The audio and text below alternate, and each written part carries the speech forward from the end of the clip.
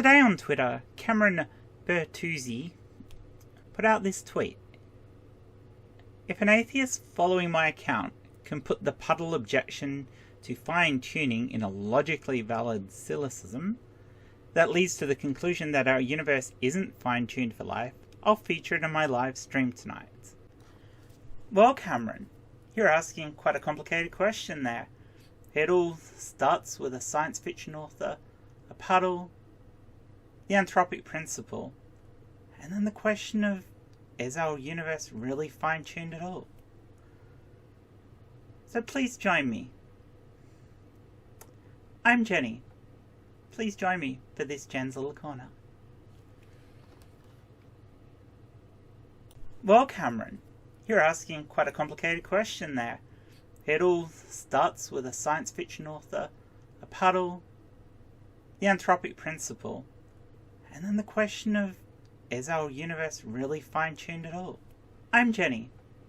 Please join me for this Jen's Little Corner.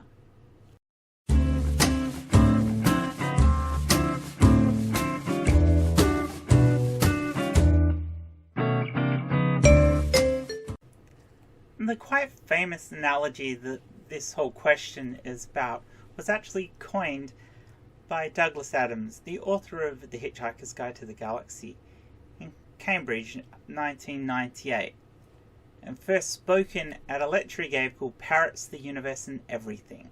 Now, I've linked the lecture down below in the doobly-doo, but I'm going to play the short snippet of the actual puddle bit.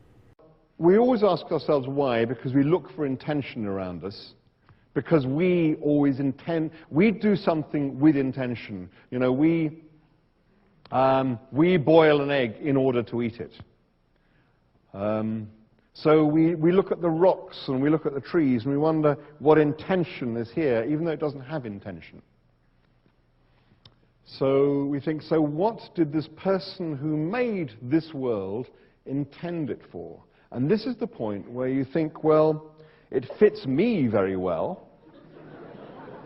You know, the caves and the forests and the stream and the mammoths. He must have made it for me. I mean, there's no other conclusion you can come to. And it's rather like a puddle waking up one morning. I know they don't normally do this, but allow me, I'm a science fiction writer. A puddle wakes up one morning and thinks, this is a very interesting world I find myself in. It fits me very neatly. In fact, it fits me so neatly, I mean, really precise, isn't it?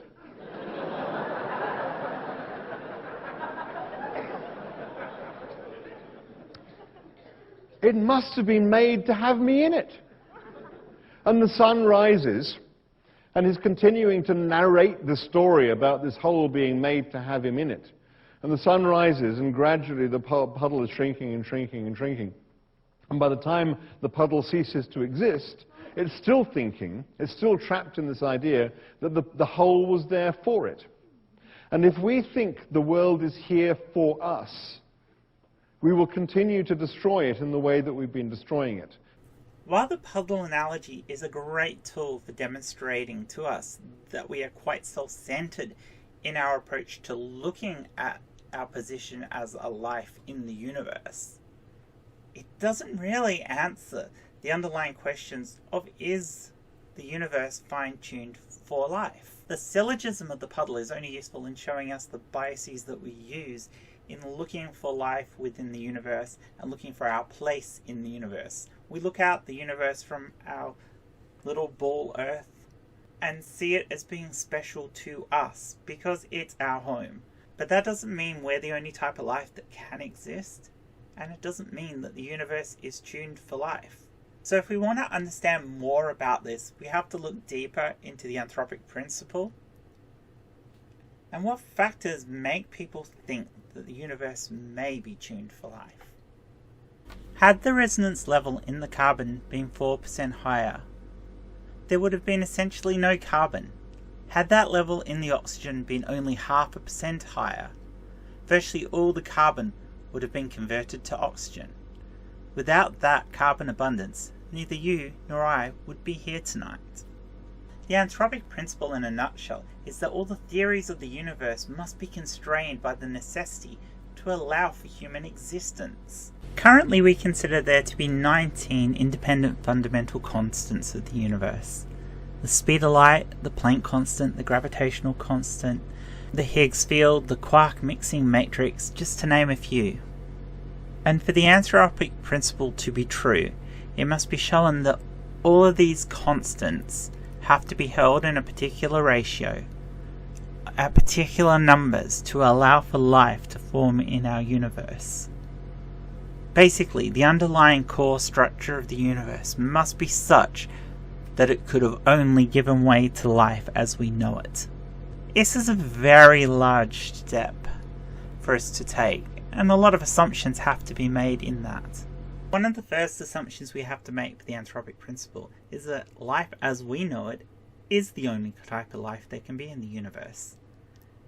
And current studies might show that that's just not the case.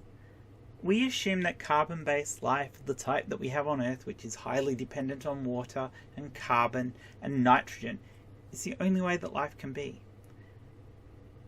But scientists have long theorized that carbon within cells could easily be replaced by silicon. So we could have silicon-based life forms with some sort of silicon replicating RNA. There is also the fact that the amino acids that are the basis of RNA have been seen forming in clouds within the center of galaxies. So these things form separate from atmospheres and planets. Is it just a case that perhaps RNA can come about without the need of an atmosphere, without oxygen, without nitrogen? These are things that we don't know. And in like many things in science, if we don't know, we say we don't know. The reality is that we make assumptions on how life should be based on how life is for us, on our narrow experience of that. The reality for the rest of the universe may be that carbon-based life forms like us are the rarity, and other forms of more exotic life may be out there. Whilst we cannot envision of a way such a thing could be, it may be possible that there are plasma-based life forms. Perhaps, as time goes by and we discover more things in the universe, our definition of what is life will need to be expanded as we find new things. So at this point, as the universe needing to be tuned for life, if you're talking about us as life, there is no need for the universe to be tuned to us. But is the universe actually tuned? You'll often hear creationists talk about the fact certain constants have to be certain numbers, one little bit off, and all of a sudden all the atoms fly apart. Well, that may be true, but there is also a lot of give and take within that. There could quite possibly be other permutations of how these constants could have fallen that could give rise to a universe that could have life. It may not be the life that we know, as I've already discussed. Life as we know it may not be the only form of life, but it could still be life. And the fact that we're the kind of life here looking out at the universe is very much what is described in Douglas Adams' puddle analogy. We are the puddle looking out at the universe, and we see the universe through the eyes of that puddle. We see the universe under terms that we understand, our experience. But the universe is way more complicated than that. And the origins of the universe and the origins of these fundamental constants is even more mysterious to us. We don't know what caused the fundamental constants to be the values that they are. It is quite conceivable, but that these are the only values that they can be. The fundamental constants come about because of the way that the various fields interact with the various bosons that transmit energy. The nature of a photon is due to the fundamental energy levels of the particle. Now, we don't know if perhaps the energy level that a photon is at is the only level that a photon can be at. There may be a set range that these particular things can exist in any known universe. Because unfortunately, we only have one universe to look at, and that is ours.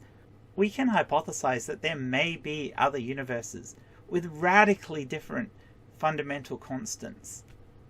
But the truth is, we don't know. We are back to the whole thing of we don't know.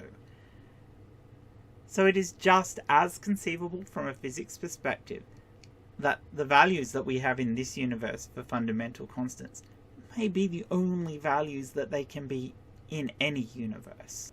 So the concept of the anthropic principle, which states that our universe is made for life, relies heavily on all the blocks falling in the right place for life as we know it to exist. But as we don't actually know if these blocks are random or not, and that the universe may have to be a particular way, then the anthropic principle falls short without more knowledge about how these fundamental particles take on the values that they have. You are kind of putting the cart before the horse here. We are assuming that these values could be different, and yet it's quite feasible that they may not be able to be. And if they can't be different, then there is no chance here for the values of these fundamental constants. The anthropic principle falls short of explaining anything at all. Of course, at that point, you'll have creationists say, oh, God engineered it thus that these fundamental constants can only be that way. Which is, of course, shifting the goalposts once again. But if you're going to say God had to make it that way, how is that any different from they just had to be that way? It is the same thing of putting another step into the equation which isn't necessary. Sure, you can do that if you want to. You can shift the goalpost and you can put your God of the gaps where you want him to be. But he's not necessary, and the anthropic principle falls short in as much as our knowledge falls short as to why these things are the way they are. That even if I grant you that our particular universe at this moment in time is unique in its values for these fundamental constants, who's to say the universe itself isn't cyclic, that we haven't been through billions upon billions of universes before we got to one that was somewhat capable of having life? And that's the thing. This universe is only somewhat capable of having life. We live on a little tiny slither of atmosphere, on a tiny planet circling one sun, in a ginormous galaxy that's in an even bigger universe. And as far as we know so far, this is the only planet that has life. Now, it's highly likely that it isn't. Life seems to be tenacious and wants to be everywhere. And it's very probable, given the amino acids that we have seen out there in the universe, that life exists elsewhere. But even if that's true, the narrow number of spaces where life will exist, given that the universe is mostly empty space, or the cores of black holes, or the center of stars, where life is very, very unlikely, then we are looking at a universe that is 99.99999% inhospitable to life. That doesn't sound to me like a finely tuned universe that wants life to be part of it.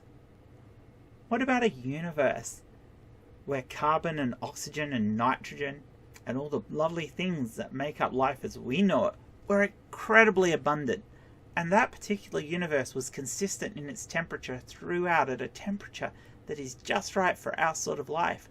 A universe that took on those fundamental constants would have life abundant throughout its entire domain. Now that's a universe that's finely tuned for life. Our universe is very, very far from that. So ultimately, we live in a universe that is very badly tuned for life, under some constants for a universe that we don't even know if they're random or set. We don't know if there are other universes, and if there are, how many. So how many chances were there? And we don't know if the universe is cyclic and it's happened over and over again. There are too many unknowns to truthfully say for sure if the anthropic principle is true. It's a hypothesis at best, and a poor one. So while Douglas Adams' analogy of a puddle seeing itself is great for us seeing how centered we are to the universe and how much we see the universe through our own eyes, the universe itself is much bigger than that. And these questions are much more complicated to answer. Anyway, let me know what you think about this video down below in the comments. Please subscribe now and click the little bell so that you know when I'm putting out new videos. And remember, if there's one constant in the universe, please don't choke on the selfie stick.